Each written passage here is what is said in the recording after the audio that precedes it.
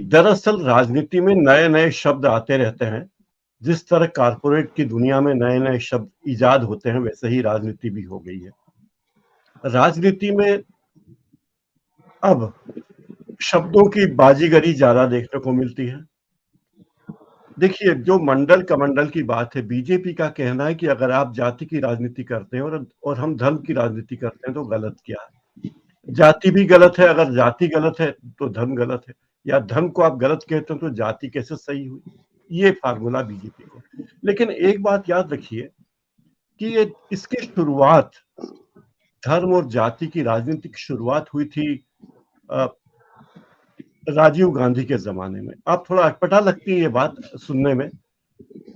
जब श्रीमती इंदिरा गांधी की हत्या की गई, उसके बाद जो राजनीति बदली, उसके बारे में मणिशंकर अय्यर ने एक आत्मकथा लिखी, Memoirs of a Maverick, first 50 years. उसमें उन्होंने एक बात कही कि राजीव गांधी की वजह से ही राम मंदिर का मुद्दा देश की राजनीति में आया।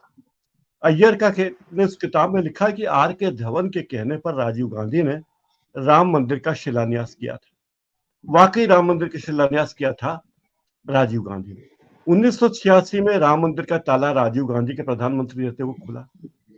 जब सरकार बदली तो राम मंदिर के मुद्दे को बीजेपी ने लपक लिया और मंदिर वहीं बनाएंगे, इससे जिस तरह से रथ यात्राएं शुरू हुई और जिस तरह से राजनीति को बदलने की कोशिश की गई, वो बड़ी ही देश की राजनीति में क्या कहा जाए, कुछ लोग उसे सौभाग्यशाली बोलते हैं, कुछ कहते हैं कि अच्छी बात नहीं है।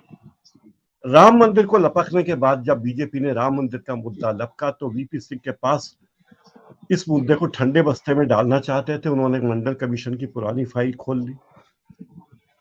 1990 में वीपी सिंह दो मुद्दे पर बुरी तरह घिर गए थे। बीजेपी राम मंदिर को लेकर दबाव बना रही थी और चंद्रशेखर और देवीलाल वीपी सिंह के पीछे पड़े थे। वीपी सिंह ने तब एक तोड़ निकाला और मंडल कमंडल और उन्होंने मंडल आयोग की रिपोर्ट निकाली और कहा कि आरक्षण देंगे। अब हमारे वर्तमान प्रधानमंत्री बार बार इस बात को इंगित करते हैं कि मैं दलित हूं, मैं ओबीसी हूं, और एक ओबीसी को प्रधानमंत्री के रूप में यह विरोधी लोग देखना नहीं चाहते। मध्य प्रदेश में सबसे ज्यादा चुनावी सभा मोदी जी कर रहे हैं और वे हर बार एक ही बात कहते हैं कि देखिए, हम जो कर रहे हैं उससे ये लोग करना नहीं चाहते। मुझे लगता है कि बीजेपी राजनीति के नए नए गुर जानती है।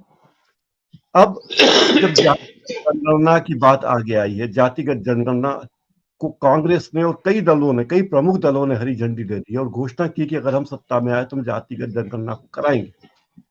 उसके बाद से बीजेपी ने अपना टोन ओबीसी वर्ग को लेकर थोड़ा बदला है, डाउन किया है, और वो भी ओबीसी की बात करती है। वो भी कहती है कि देखिए, मध्य प्रदेश में 18 साल से ओबीसी मुख्यमंत्री है, देश का प्रधानमंत्री ओबीसी है, तो ओबीसी की बात कर रही है। अब ये जो मंडल कमंडल 2 होगा जो 2024 में, बीजेपी इस मुद्दे को एक नया टर्न देना चाहती है। बीजेपी विज्ञापनों में आजकल घोषणा कर रही कि देखिए, जनवरी 2024 में अयोध्या में भव्य राम मंदिर का शुभारंभ करेंगे। आज ही की खबर है कि उत्तर प्रदेश के मुख्यमंत्री योगी आदित्यनाथ अयोध्या पहुंच गए पूरी कैबिनेट को लेकर, और उन्होंने कहा कि 4 साल पहले मैंने पहली बार अयोध्या में आरती की थी और 4 साल बाद में आया हूं। मतलब यह है कि उत्तर प्रदेश की राजनीति में वो धर्म को लाने के लिए, कमंडल को लाने के लिए योगी जी पूरी भूमिका बना रहे हैं, और ऐसी भूमिका आप देखेंगे कि प्रधानमंत्री नरेंद्र मोदी खुद बना ही रहे हैं।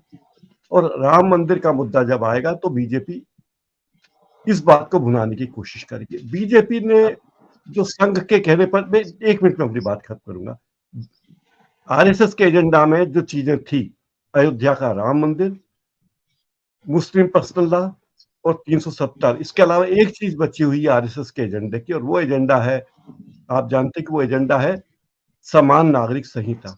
मुझे लगता है कि 2024 के चुनाव में बीजेपी समान नागरिक संहिता के मुद्दे को उठाएगी और कोशिश करेगी कि मंडल की राजनीति को धीमा किया जा सके। विजय जी।